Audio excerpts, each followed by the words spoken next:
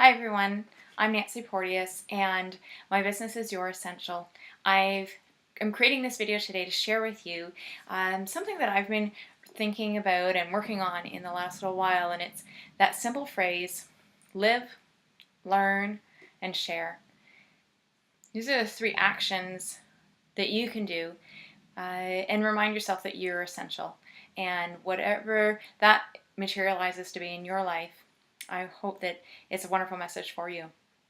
Today I want to share with you from a book that I've been reading because it's a book that I have discovered. It's The Hidden Life of Trees, and I'll link this for you. I know that it's backwards for your video, but I'll give you links to this wonderfulness.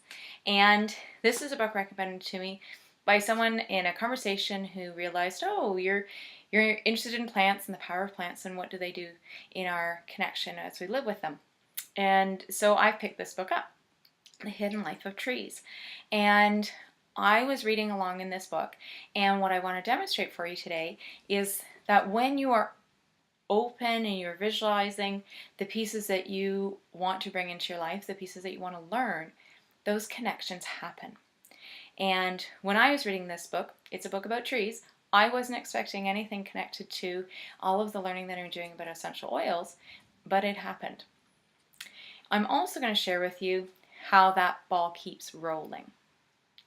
Let me start now by sharing with you some of an excerpt from the book that took me to my learning.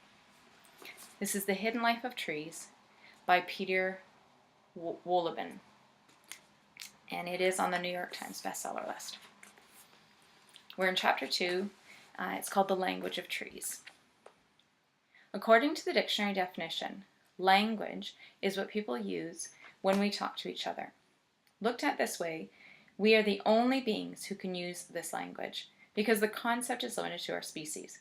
But wouldn't it be interesting to know whether trees can also talk to each other? But how? They definitely don't produce sounds, so there's nothing we can hear. Branches creak as they rub against one another, and leaves rustle. But these sounds are caused by the wind, and the tree has no control over them. Trees, it turns out, have a completely different way of communicating. They use scent. That's where my moment happened. What? They use scent? I know a little bit about this. One of my favorite groupings of oils is the oils that are from their trees. Oils like Douglas fir and Douglas fir, white fir, frankincense, vetiver. Those are all pieces that really resonate with me because they're balancing and centering. Rooting too. They're wonderful. Here's a little explanation. Scent as a communication? The concept is not totally unfamiliar to us. Why else would we use deodorants or perfumes? And even when we're not using these products, our own smell says something to other people, both consciously and subconsciously. There are some people who seem to have no smell at all. We're strongly attracted to others because of their aroma. Scientists believe pheromones in sweat are a decisive factor when we choose our partners. In other words, those with which to procreate. So it seems fair to say that we possess a secret language of scent, and trees have demonstrated that they do as well. And this chapter goes on to continue to explore those different dimensions of language that trees have. And what I want to share with you today is that, yes, I was reading this book on trees, and yes, I picked up on this connection to the other learning pieces that I'm doing, and that increase the circumference of my foundation, and now I know a little bit more in another dimension. It also sent me to 2 other books. I picked up 2 other books when I was reading here to cross-reference some of the other things I'm learning. So this is another book that I'm interested in. It's Power versus Force by David R. Hawkins. And this is really interesting. It is the measurement of resonance of energy around the globe. Specifically, there was measuring instruments in New York City at Ground Zero before, during, and after the occurrence of the 9/11 attacks on New York City.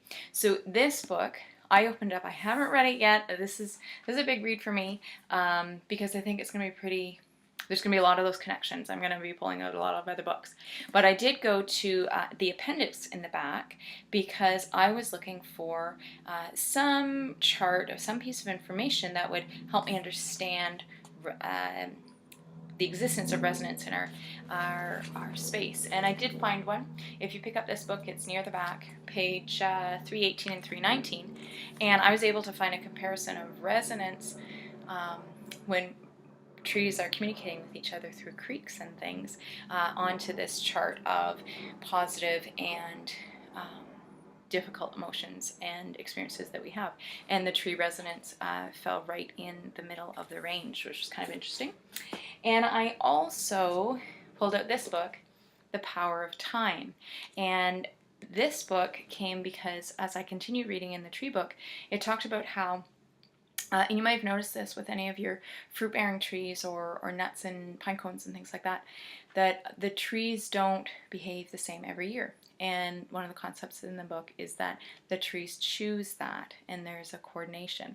And this book is about, this is a book written by a Canadian, Pauline Edwards, she's Montreal, and she is explaining that we also have a cycle in our life, and there's a seven or 9 year piece. I haven't read too far in this one either, but it was one that I pulled out because I was curious to compare that tree experience with our own human experience.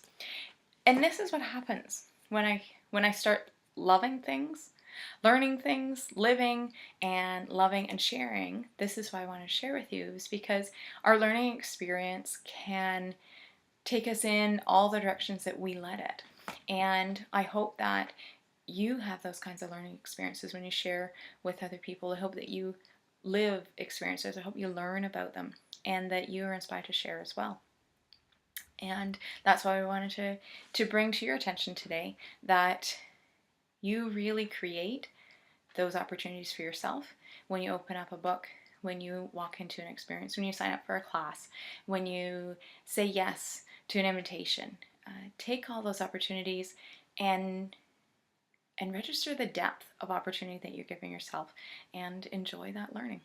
Take care, everyone. Remember that you're essential, and when we learn, we live, and we share, we deepen our lives and open up our opportunities. Take care. Bye-bye.